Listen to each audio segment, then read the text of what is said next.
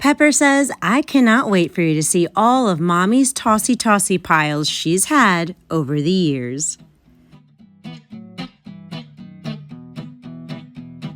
Hello everyone, I am just so excited for this video because this is the 5-year anniversary since I started my YouTube channel.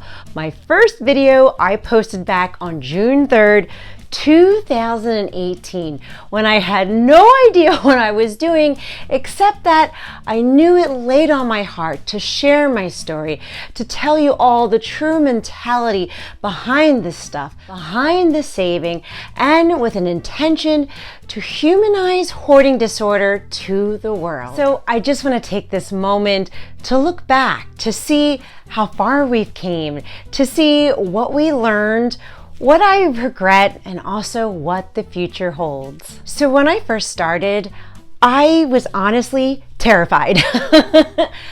I was so scared because I didn't know what I was doing, and I was terrified of what judgment would await me when I started showing my messes. So much so that I hid my face from the camera and my identity.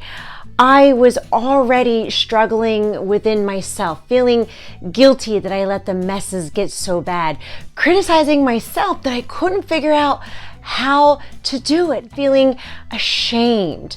So that's why it was very important for me to not show my identity when I first got started, because my heart couldn't take any outside criticism, because I just couldn't add any more pain to what I was already feeling. That's why I kind of hid my face and my identity, because that's what felt safe at the time.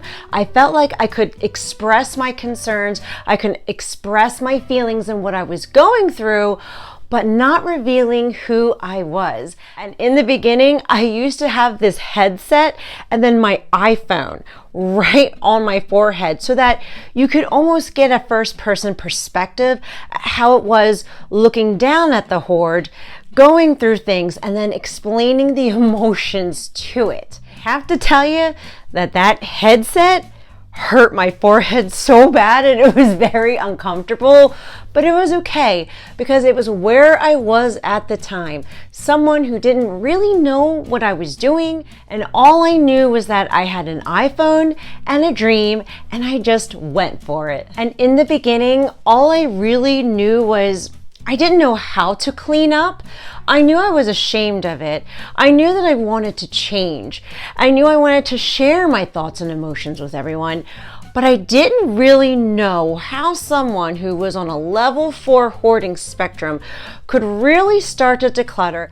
I kind of just winged it. I was very open to trying new strategies like decluttering checklists. I also tried the minimalism game, which triggered my anxiety tenfold because I wasn't ready for it, and also the KonMari method.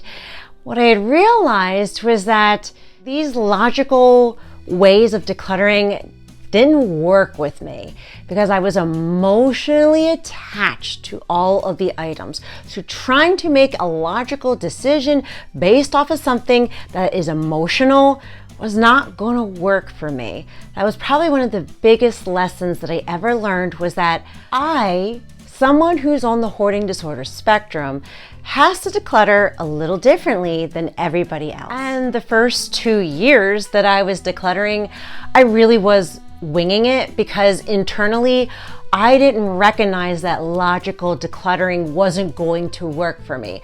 I didn't really realize until I really started doing the internal work right around 2020, when I noticed that my tossy piles started getting a lot bigger. And I had to look back and be like, well, what changed? Why was it that back in 2018 and 2019 it was really a lot harder for me, and now automatically these items don't have an emotional story to them? It's almost like it started to dissipate, it started to disappear. That's when I looked back and started realizing that, oh, It's because I've been expressing the emotions. I've been decluttering in very little sections at a time, and I was only letting go of what I was ready to let go of. I made no decisions based off of a logical decision. It was all of what I was feeling inside and what I felt comfortable letting go of. Another important thing that happened in 2020 when I started to notice the changes was that was the first time I revealed myself that summer. I actually showed my face because I was also building confidence alongside my decluttering. But what's really most important is that I had a growing YouTube family, and you guys showed me so much love and so much encouragement and so much support that I knew that I was safe if I showed my face to the world. I knew that I was going to be loved and accepted, and I wanted other hoarders to realize that it was okay.